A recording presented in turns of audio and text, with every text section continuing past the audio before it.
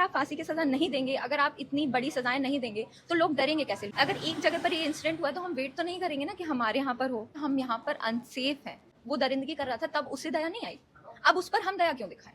अगर आप पूरे सबूत ही मिटा दोगे तो फिर बचेगा क्या सीबीआई को जांच करने के लिए? हमारे कैंपस में कुछ डार्क प्लेसेस हैं। बंगाल की जो घटना हुई है, महिला डॉक्टर के साथ जिस तरीके से विभत्स व्यवहार किया गया है, उस मामले में सीबीआई जांच कर रही है। लेकिन आज हम यहाँ सफदरगंज हॉस्पिटल में एक ऐसे ही महिला डॉक्टर के साथ बातचीत करने आए हैं और पूछेंगे कि उनकी बाधाएं, उनकी समस्याएं और इस मुद्दे पर उनकी राय क्या है। आपका नाम? मेरा नाम तान्या पिपरसानिया है। मैं अभी यहाँ पर एमबीबीएस स्टूडेंट हूँ। तो इस मुद्दे पर आप क्या कहना चाहेंगे? आपके अंदर इसका असर क्या हुआ है? देखिए, ऐसा है कि इस इंसिडेंट के होने से पहले हम कभी सोच भी नहीं सकते थे कि हम यहाँ पर अनसेफ हैं। हमें तो यही लगता था ये हमारा सेकंड होम है, हम तो सेफ़ फ़ील करते थे। जब ये इंसिडेंट हमारे सामने आया तो हम सब डर गए। हम में से कोई भी अब सेफ़ फ़ील नहीं कर रहा है। हमें अब पता चला कि क्या हो सकता है, ये भी पॉसिबल है। हमने कभी सोचा ही नहीं था कि हम इस जगह पर अनसेफ हैं। ठीक है, हमें पता था कि हमारे कैंपस में कुछ डार्क प्लेसेस हैं, रात के टाइम नहीं निकलना है, सड़कों पर लाइट नहीं है। पर हमने कभी ये नहीं सोचा था कि हॉस्पिटल बिल्डिंग के अंदर ऐसा कुछ हो सकता है। जब ये इंसिडेंट हुआ उसके बाद हमने हमारे एडमिनिस्ट्रेशन से बात करी। बहुत जल्दी ही उन्होंने काफ़ी सारी लाइट्स लगा दी, जो लाइट्स अभी लगनी बाकी हैं। हमें पूरी उम्मीद है कि बहुत जल्द वो भी हो जाएगा। सीसीटीवी कैमरा की हमने मांग करी, वो भी बहुत जल्द पूरी हो जाएगी।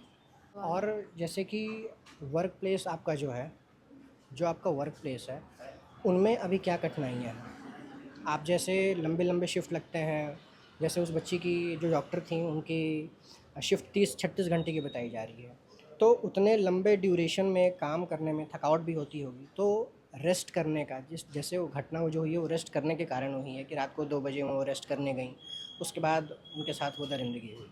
तो आप लोगों की मतलब क्या सुविधाएं आप लोग लेते हैं, या फिर क्या कुछ ऐसा कुछ है? देखिए, जहाँ तक बात है शिफ्ट्स की, तो अब इसमें तो गवर्नमेंट ही कुछ कर सकती है। अगर 72 आवर्स की वो शिफ्ट लगा रहे हैं तो ये उन्हें ही समझना होगा कि कोई भी रेसिडेंट इतनी देर तक काम तो नहीं कर सकता। आप इतना इनह्यूमन बिहेवियर रख कैसे सकते हो? अभी तक कुछ हो क्यों नहीं रहा है इन शिफ्ट्स के लिए? ऑफिशियल ड्यूटी इतने लंबे आवर्स की होनी ही नहीं चाहिए। और उसके बाद अगर डॉक्टर्स ड्यूटी रूम में कोई बंदा सोने जा रहा है, आप हर डीडीआर के बाहर एक गार्ड होना ज़रूरी है। मेल और फीमेल्स के लिए आप अलग डीडीआर रखो। और इतना इजी एक्सेस दे रखा है पेशेंट्स को। ठीक है, गवर्नमेंट हॉस्पिटल है, हम मानते हैं कि पेशेंट्स को एक्सेस होना चाहिए, बट एक लिमिटेशन होना चाहिए। आप गायनी डिपार्टमेंट में भी देखते हैं, साफ है कि मेल्स वहाँ पर नहीं जा सकते, चाहे वो रिलेटिव भी हों। उनको एक टाइम दिया गया है, बट गार्ड्स देखते नहीं हैं, वो कभी भी किसी भी टाइम अंदर आ रहे हैं। ठीक है, आपका एक पेशेंट वहाँ पर है, बट वहाँ हज़ार और भी पेशेंट्स है। गायनी डिपार्टमेंट है, वो वहाँ किस कंडीशन में है, आपके पास राइट नहीं है ना कि आप सबको उस कंडीशन में देखो। आपकी वाइफ या आपका कोई रिलेटिव वहाँ पर है, बट सबको आप नहीं जानते। हाँ। लेकिन लोग ये नहीं समझते, वो लड़ते हैं, वो कहते हैं हम तो अंदर जाएंगे, हमारी वाइफ अंदर है। तो ये चीज़ें गार्ड्स को देखनी होंगी, एडमिनिस्ट्रेशन को देखना होगा। बिकॉज इस तरह के लोग जो लड़कर अंदर घुसते हैं ना, ज़्यादातर मतलब ये नहीं समझते कि इन्हें किन लिमिटेशंस में रहना है। तो इस वजह से फिर माहौल अनसेफ होता है। तो मतलब कि सिक्योरिटी के इंतजामात जो हैं ख़ास करके रात में, वो प्रॉपर अभी नहीं है ना? सिक्योरिटी बढ़ाने की तो बहुत ज़्यादा ज़रूरत है। दूसरी चीज़ ये है कि जैसे इमरजेंसी से अगर एसएसबी से कॉल आए तो इमरजेंसी से एसएसबी जा रहे हैं। नाइट ड्यूटी पे जो भी डॉक्टर्स हैं वो पूरे कैंपस में इधर से उधर जाते रहते हैं। तो बीच में भी अगर कोई फीमेल डॉक्टर अकेली जा रही है, डार्क प्लेसेस है कैंपस में, तो उसके साथ किसी गार्ड को अकम्पनी करना चाहिए, या कोई भी चीज़। अब हर डॉक्टर के साथ गार्ड नहीं लगा सकते, ये हम भी समझते हैं, बट आप सोचिए कि आप कुछ तो करेंगे ना सेफ्टी के लिए। आप फिर लाइट्स लगवाइए, आप सीसीटीवी कैमरा लगाइए हर स्पॉट पर कैंपस के। अगर एक जगह पर ये इंसिडेंट हुआ तो हम वेट तो नहीं करेंगे ना कि हमारे यहाँ पर हो, उसके जी। बाद हम कुछ करेंगे। जी बिल्कुल। इससे पहले दिल्ली में भी एक निर्भया कांड हुआ था। इसको निर्भया 2.0 कहा जा रहा है, जो कलकत्ता में जो घटना हुई है। आपकी संवेदनाएं भी हैं उनके साथ में। ये जो घटना है, ये जो आपने निर्भया की बात कही, इसमें मुझे एक और चीज़ कहनी है। निर्भया के टाइम पर लोग इतने शेमलेसली बोलते हैं कि वो रात के टाइम अकेली क्यों थी, उसने क्या कपड़े पहने थे। मतलब लोग इतना शेमलेस हो कैसे जाते हैं? अब आप बताइए, वो तो वर्क प्लेस पे थी, वो जो डॉक्टर थी वो वर्क प्लेस पे थी, उनके तो ना कपड़े छोटे थे, फिर भी शेमलेसली एडमिनिस्ट्रेशन बोलता है कि वो ड्यूटी के टाइम सो कैसे रही थी।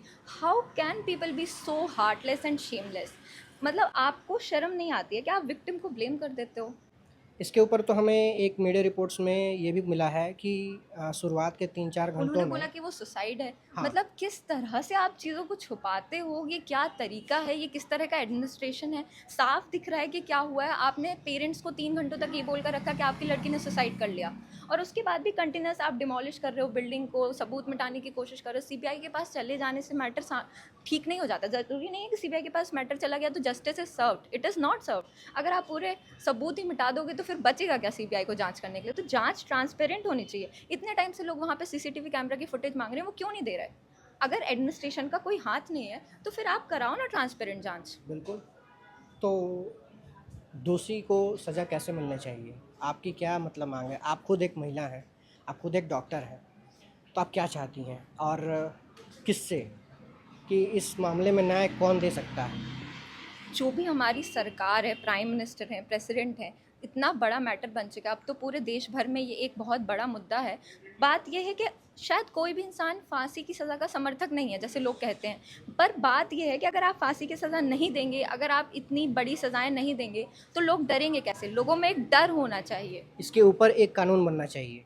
बिल्कुल बनना चाहिए, फांसी की सज़ा होनी ही चाहिए। इस क्राइम में हम मर्सी नहीं दिखा सकते, बिकॉज जो बंदा जब वो दरिंदगी कर रहा था तब उसे दया नहीं आई, अब उस पर हम दया क्यों दिखाएं? बात तो ये है ना कि अगर एक बंदा कर रहा है उसकी हिम्मत बढ़ेगी, 10 लोगों की और हिम्मत बढ़ेगी। बात ये नहीं है कि कोई चाहता है कि किसी को फांसी की सज़ा मिले, बात ये है कि 10 लोग डरें।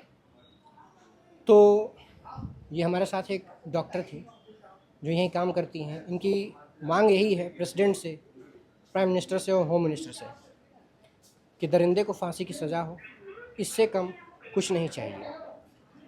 आप देखते रहिए हमारे साथ राजपाट। मैं हूँ आपके साथ सतेश।